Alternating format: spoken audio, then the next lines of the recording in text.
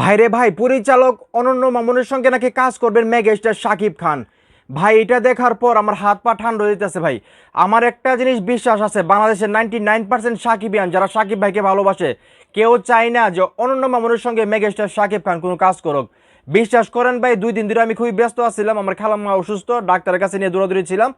আজকে আইসা জাস্ট কিছুক্ষণ আগে মোবাইলটা হাতে নিয়ে এই ফুটো কার্ডটা দেখলাম, যেখানে বলতেছে মেগাস্টার শাকিব খান নাকি অনন্য মামুনকে আসলে ডেট দিয়ে দিচ্ছে এবং 2027 সালের ঈদুল ফিতরে নাকি মুভি আসবে ভাই শাকিব খানের অনন্য মামুনের সঙ্গে। ভাই আমি আমি আমি জানি না কেন আমি চাই না শাকিব খান ওনার সঙ্গে কাজ করুক। যদি ওনার দরদ মুভিটা শাকিব খানের সঙ্গে আমি বসুন্ধরা সিনেপ্লেক্সে গিয়ে দেখছিলাম, এই পেজে ভিডিও আছে এইগুলা নিয়ে।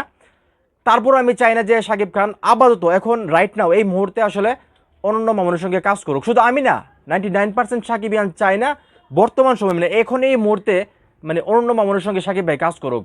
কিন্তু আমি যেটা দেখলাম যে এই অনন্য মামুন নাকি একটা চ্যানেলে 24 আসলে উনি ইন্টারভিউ দিয়েছেন এবং উনি বলছেন শাকিব ভাই নাকি অলরেডি চুক্তি মানে সাইন করে ফেলছে এবং উনি বলতেছে 2027 ঈদুল ফিতরে নাকি মুক্তি পাবে ভাই।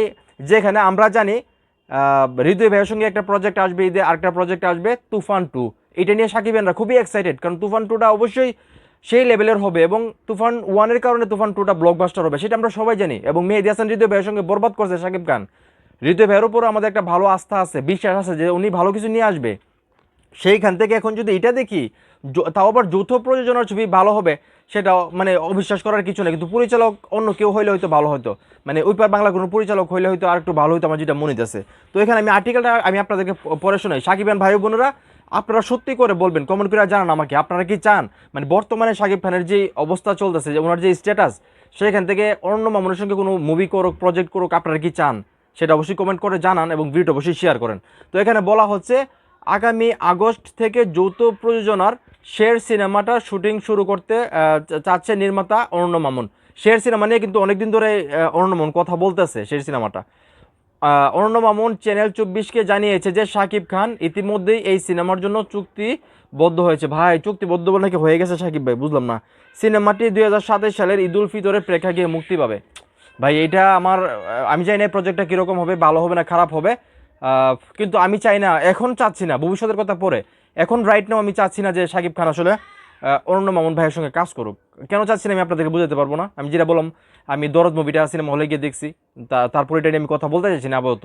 যেখানে হৃদয় ভাই এবং তুফান মানে রায়হান রাফি ভাইয়ের সঙ্গে মুভি আসার কথা, আমি মনে করি সেখানে ফোকাস করা উচিত। এই দুইটা মুভি আসা উচিত, পরেরটা পরে দেখা যাক। এই দুইটা মুভি যদি ভালো ব্যবসা করে বা ব্লকবাস্টার হয়, তখন অন্য কারোর সঙ্গে মুভি করুক, মানে আমার যেটা চাওয়া আর কি সাকিবেন হিসেবে। তো যাই হোক, আমার ভয় লাগতেছে যে সাকিব ভাই নিয়ে আবার মানবতার খাতিরে মানে বন্ধু হিসেবে নেই আবার আসলে ওনাকে ডিট দিয়ে দিই। সত্যি সত্যি উনি তো অনেক চাপও মারে, সেটা আপনারা সবাই জানেন। তো যাই হোক, সাকিবিয়ান ভাই বোনেরা, এখন এই মুহূর্তে যারা আমার এই ভিডিও দেখতেছেন, আপনারা কি চান যে রাইট নাও আসলে সাকিব খান অনন্য মামুনের সঙ্গে কাজ করুক? আপনারা কি সেটা চান? আপনারা অবশ্যই সেটা কমেন্ট করে জানাবেন এবং যেটা বললাম ভিডিওটা অবশ্যই ভাই শেয়ার করে দেবেন।